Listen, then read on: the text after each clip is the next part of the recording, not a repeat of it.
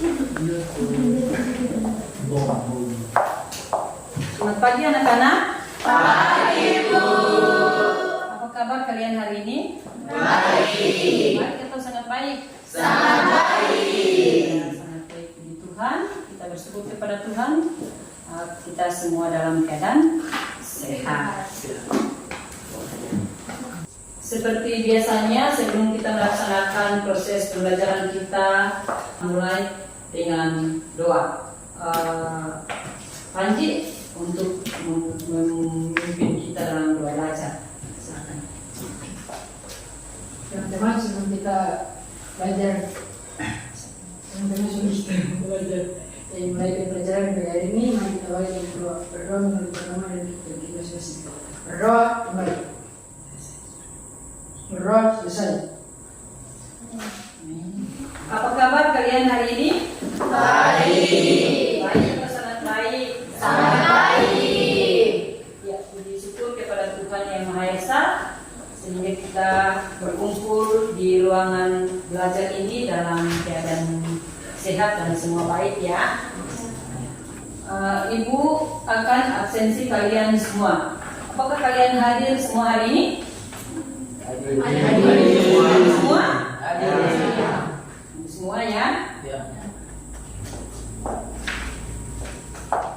Siap untuk belajar hari ini? Siap ya? Sebelum kita melanjutkan proses pembelajaran kita hari ini, Ibu akan bercerita singkat mengenai aktivitas kita di hari ini di saat Ibu berangkat ke sekolah. Di waktu Ibu berangkat ke sekolah, sepanjang perjalanan Ibu melihat pemandangan yang begitu spektakuler, yang begitu indah luar biasa. Melihat sungai mengalir, daratan yang luas, dataran pegunungan dan lahan perkebunan. Lalu pertanyaannya, apa kaitan cerita Ibu dengan materi pembelajaran kita hari ini? Siapa yang tahu? Ya, Nanda. Potensi sumber daya alam. Iya, potensi sumber daya alam. Jadi hari ini materi kita adalah potensi sumber daya alam. Dengan sarana yang kita gunakan saat ini seperti kalian lihat, yaitu laptop, smartphone, LCD, gambar slide atau video dengan buku paket yang sedang kalian pegang atau di atas meja kalian masing-masing. Sekarang kita masuk dalam pembelajaran inti kita di saat ini. Dengan pembelajaran kita di saat ini menggunakan model pembelajaran Problem Based Learning atau PBL dengan model pembelajaran atau metode pembelajaran yaitu diskusi kelompok. Dan kita di hari ini yaitu di tema 3 yaitu potensi ekonomi lingkungan dengan materi perubahan potensi sumber daya alam. Dengan capaian pembelajaran yaitu peserta didik mampu memahami dan menganalisis perubahan potensi sumber daya alam. Dan tujuan pembelajaran siapa yang bisa membaca? Nanda? Ayo silakan Nanda. 1. Mampu memahami potensi sumber daya alam dengan benar. 2. Mampu mengidentifikasi faktor yang menyebabkan perubahan potensi sumber daya alam dengan tepat. 3. Dapat mengidentifikasi potensi sumber daya alam dengan benar. 4. Dapat mengidentifikasi kegiatan ekonomi masyarakat dengan benar. Iya. Itulah tujuan pembelajaran kita di saat ini. Tepuk tangan dulu untuk Nanda. Tujuan pembelajaran kita di saat ini yaitu peserta didik mampu memahami potensi sumber daya alam dengan benar. Kedua, peserta didik mampu mengidentifikasi faktor yang menyebabkan perubahan potensi sumber daya alam dengan tepat. Yang ketiga, peserta didik dapat mengidentifikasi potensi sumber daya alam dengan benar. Dan keempat, peserta didik dapat mengidentifikasi kegiatan ekonomi masyarakat dengan benar. Nah, itu adalah tujuan pembelajaran kita di saat ini. Akan kita membahas materi mengenai perubahan potensi sumber daya alam. Dalam pembelajaran kita di saat ini ada pemahaman bermakna yang akan Ibu berikan kepada kalian, yaitu melakukan diskusi untuk menghasilkan solusi pemecahan masalah dan hasilnya dipresentasikan dan disajikan dalam bentuk karya sumber daya alam Indonesia.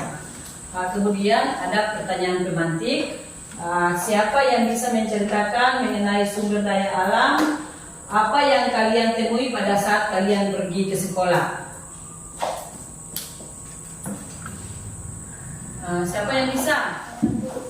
Eca, ayo silakan. Bisa saya pergi ke sekolah, saya melihat sungai, pegunungan, dan lahan perkebunan. Iya, terima kasih. Tepuk tangan dulu untuk Eca.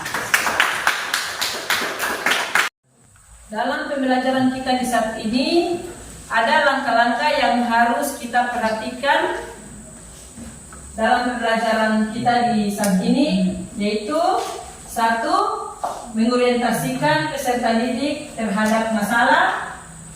Guru menjelaskan tentang gambar masyarakat pada pesisir pada awal tema yang mengidentifikasi bentang alam yang ada di sekitar rumah. Kegiatan orientasi dapat dilakukan dengan aktivitas individu seperti di bawah ini. Seperti kalian dalam slide gambar di bawah ini. Kegiatan ini dimaksudkan untuk memberikan pemahaman kepada siswa. Setiap daerah memiliki bentang alam yang mempengaruhi potensi sumber daya alam. Proses saling tukar hasil temuan peserta didik yang dilakukan dalam waktu yang singkat.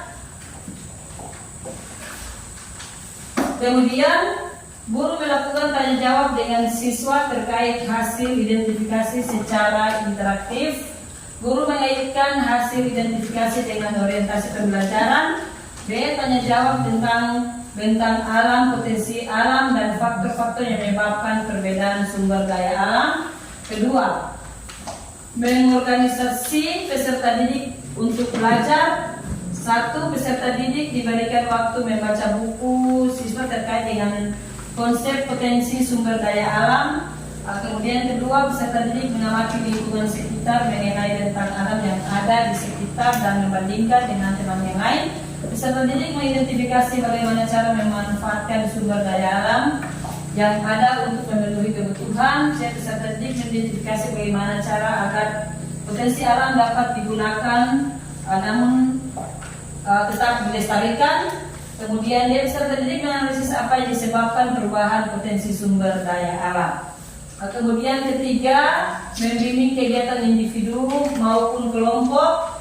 Kemudian mengembangkan menyajikan hasil karya. Guru mempersilakan perwakilan peserta didik untuk menyajikan hasil pengamatan mengenai potensi sumber daya alam di sekitar serta dilakukan kegiatan tanya jawab untuk mengembangkan jawaban. Kemudian menganalisis, kelima, kemudian menganalisis mengevaluasi pemecahan masalah. Guru membantu siswa melakukan refleksi dan evaluasi terhadap hasil diskusi yang disampaikan kesimpulan dari materi yang dipelajarinya. Nah, itu teknik-teknik atau langkah-langkah yang harus kita perhatikan dalam proses pembelajaran kita di saat ini.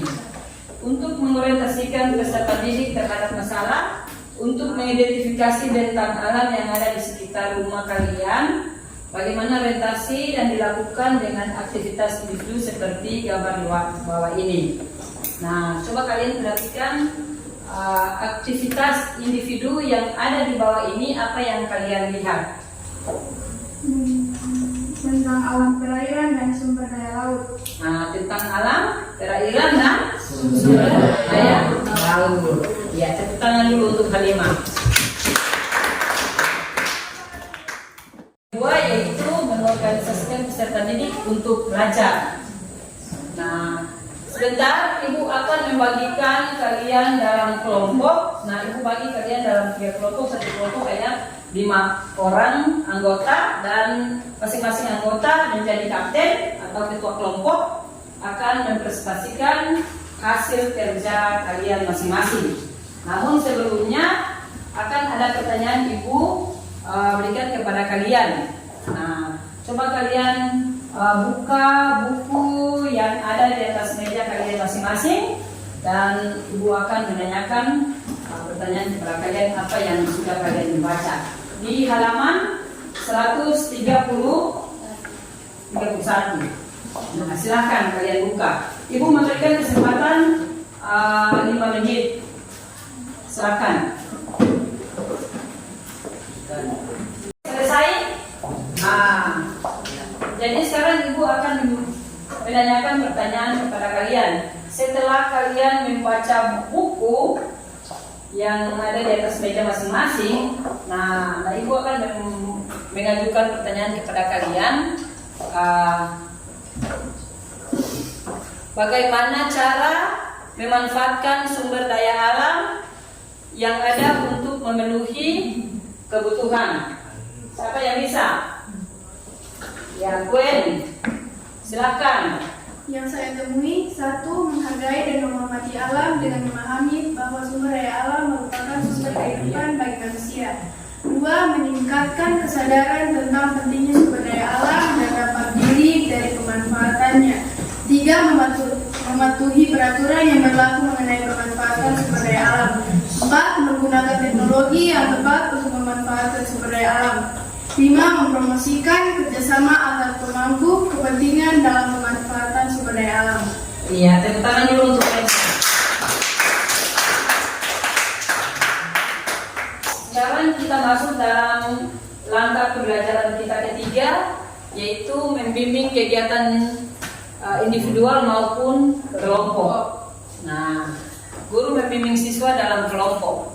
Nah, sekarang ibu akan membagikan kelompok kalian.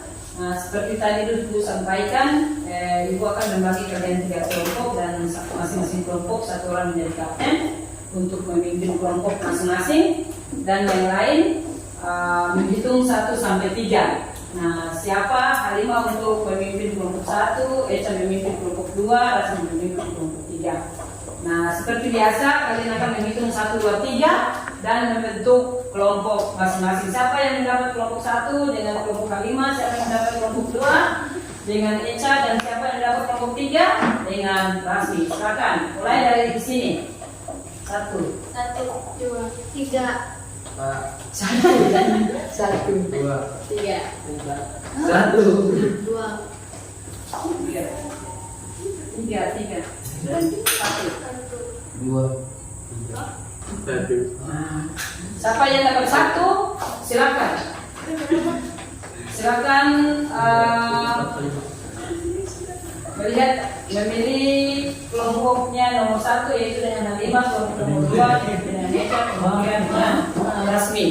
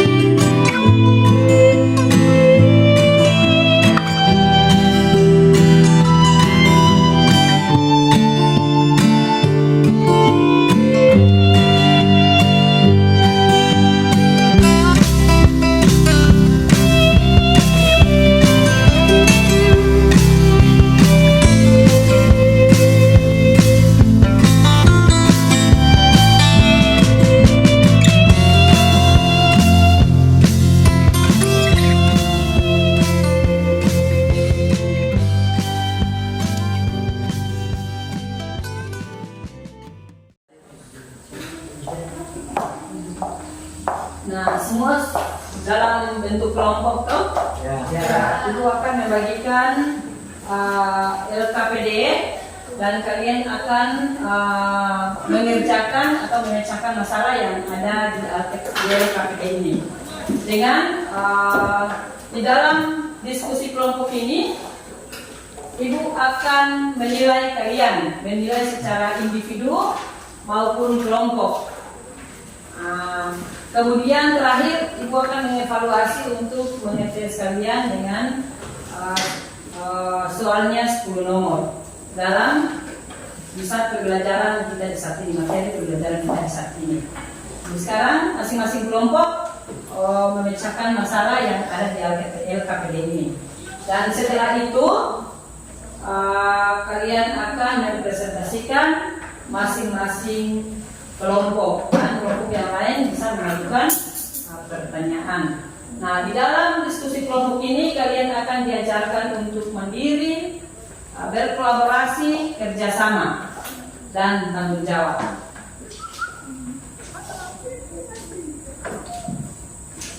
Kelompok 1.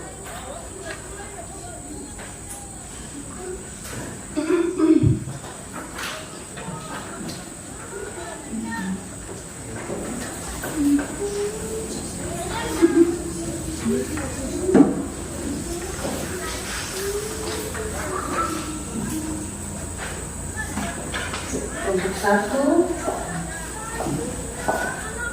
kelompok 2,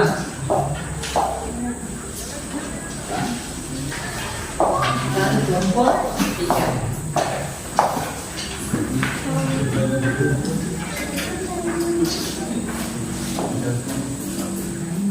Nah, silakan kalian kerjakan atau memecahkan masalah yang ada di LKPD yang Ibu sudah bagikan kepada kalian. Silakan masing-masing kelompok kerjakan. Kerjasama ya.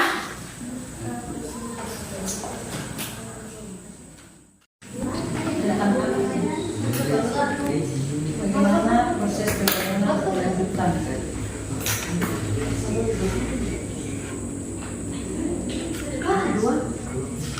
Ini.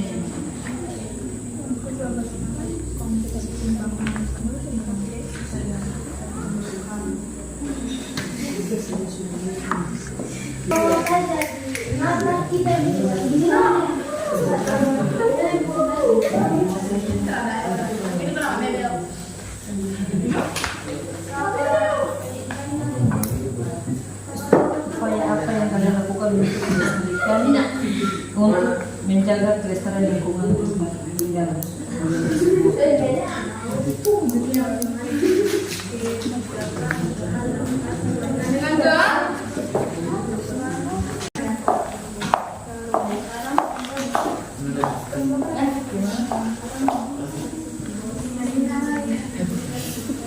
Ada masalah? Bagaimana bentuk bintang alam yang di daerah kalian?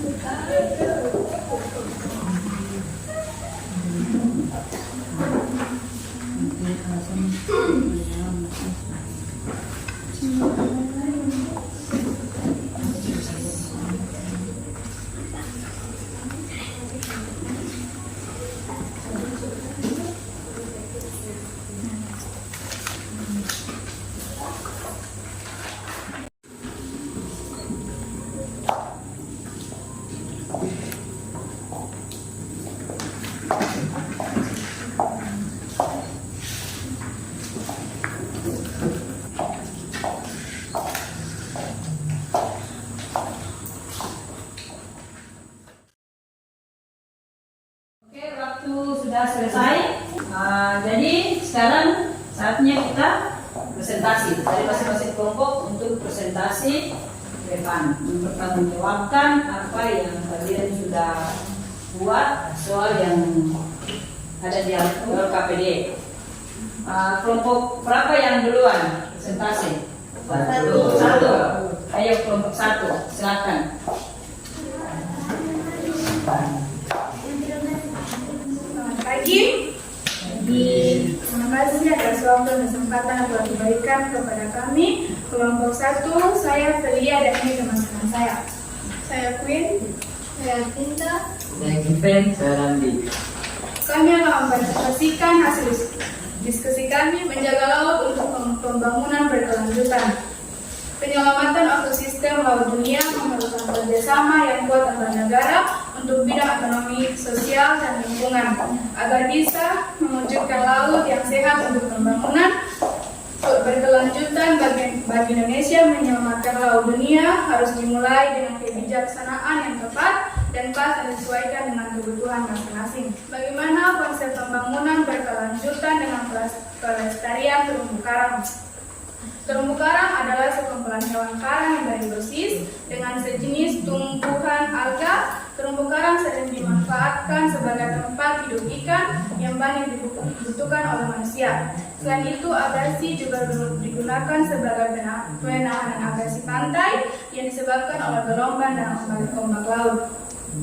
Pada saat ini, keberadaan terumbu karang terancam punah dan kita wajib untuk menjaga dan melestarikan terumbu karang.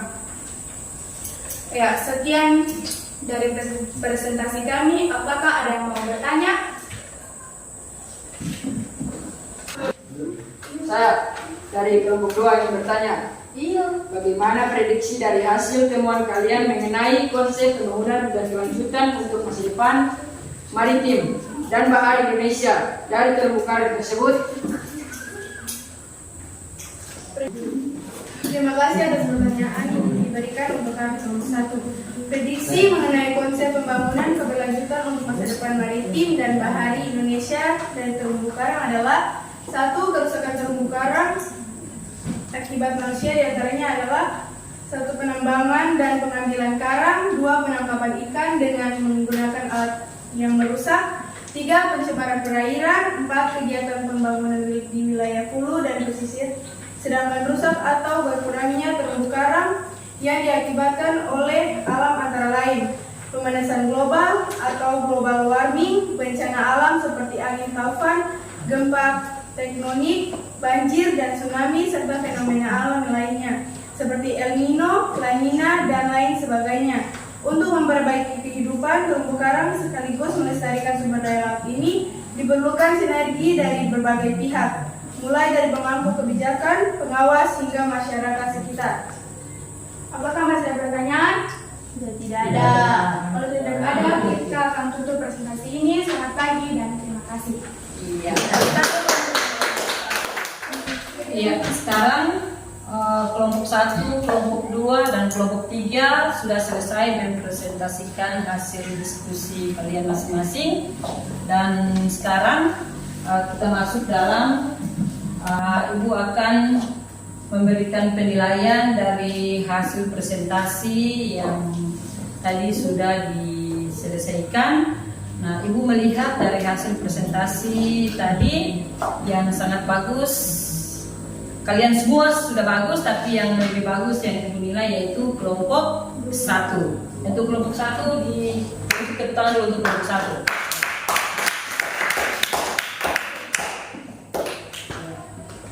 Ya.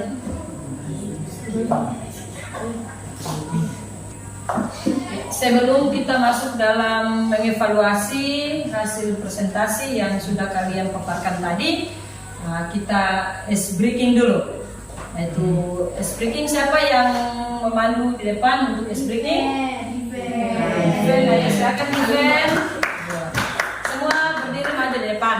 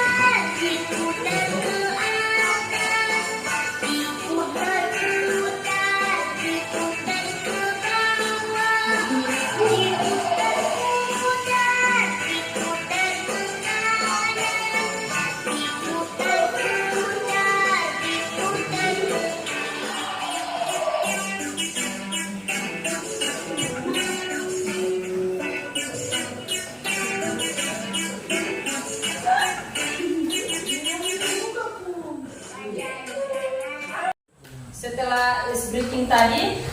Nah, sekarang kita masuk dalam evaluasi. Ibu akan membagikan, dalam evaluasi ini Ibu akan membagikan lembaran soal dan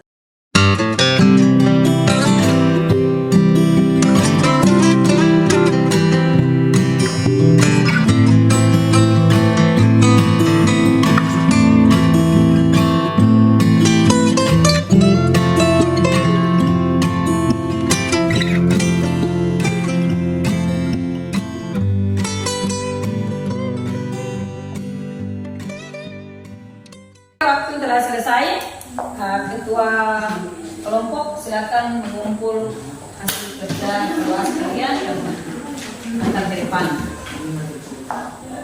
Oke, sekarang kita masuk dalam kegiatan penutup, dan di dalam kegiatan penutup ini kita akan membuat kesimpulan atau rangkuman dari proses pembelajaran kita di saat ini. Membuat kesimpulan atas materi dalam proses pembelajaran kita di saat ini. Nah, siapa masih ingat kerusakan terumbu karang akibat manusia? Nah, ayo, Wensa.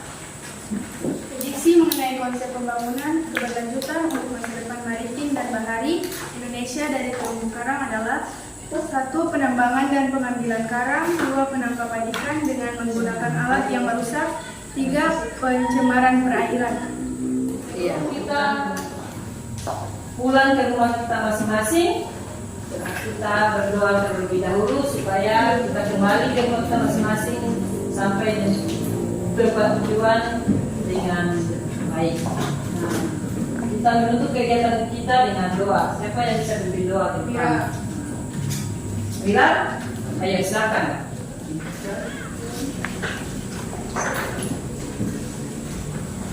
Tuhan, sebelum kita pulang ke rumah kita masing-masing, mari kita berdoa menurut agama dan kepercayaan kita masing-masing. Berdoa mulai. Berdoa selesai. Ya, terima kasih. Bila kembali ke tempat duduk. Dengan doa, seluruh rangkaian kegiatan kita di saat ini telah selesai. Demikian, terima kasih. Selamat siang. Siang.